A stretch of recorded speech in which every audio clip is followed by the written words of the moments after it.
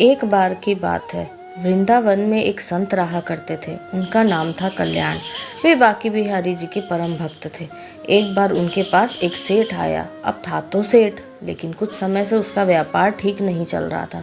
उसको व्यापार में बहुत नुकसान हो रहा था। सेठ उन संत के पास गया और उनको अपनी सारी व्यथा बताई और कहा, महाराज, मेरे व्यापार में कुछ दिनों से काफ़ी नुकसान हो रहा है, आप कोई उपाय करिए। संत ने कहा, सेठ जी, अगर मैं ऐसा कोई उपाय जानता तो आपको अवश्य बता देता, लेकिन मैं ऐसी कोई विद्या नहीं जानता जिससे मैं आपके व्यापार को ठीक कर सकूं। ये मेरे बस में नहीं है। हमारा तो एक ही सहारा है, बिहारी जी। इतनी बात हो ही पाई थी कि बिहारी जी के मंदिर खुलने का समय हो गया।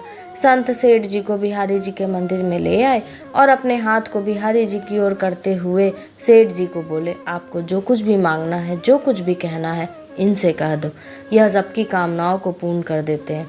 सेठ जी ने बिहारी जी से प्रार्थना की। 2-4 दिन वृंदावन में रुके और फिर चले गए। कुछ समय बाद सेठ जी का सारा व्यापार धीरे धीरे ठीक हो गया।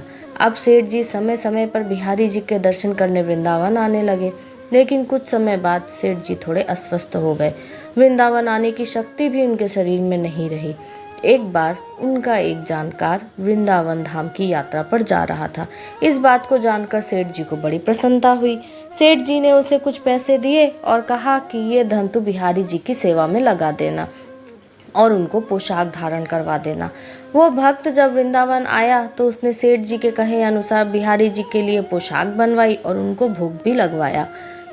लेकिन इन सब व्यवस्था में धन थोड़ा ज्यादा खर्च हो गया। लेकिन उस भक्त ने सोचा, चलो कोई बात नहीं, थोड़ी सेवा बिहारी जी की हमसे भी बन गई। अब इधर मंदिर बंद हुआ तो बिहारी जी रात को सेठ जी के स्वप्न में पहुंच गए। सेठ जी को स्वप्न में ही बिहारी जी ने कहा, तुमने जो मेरे लिए सेवा भेजी थी वो मैंने स्वीकार की, लेकिन उस सेवा में कुछ रुपए ज्यादा लगे हैं, तुम उस भक्त को ये रुपए लौटा देना। ऐसा कहकर बिहारी जी अंतर्ध्यान हो गए।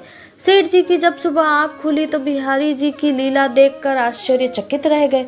सेठ जी जल्द से जल्द तैयार होकर उस भक्त के घर पहुंच गए और उसको सारी बात बताई। यह सब जानकर वो भक्त भी आश्चर्यचकित रह गया कि ये बात तो सिर्फ मैं ही जानता था और तो मैंने किसी को बताई भी नहीं। सेठ जी ने उनको वो रुपए दिए और कहा, मेरे स्वप्न में श्री बिहारी जी आए थे, वो ही मुझे ये सब बात बताकर गए हैं।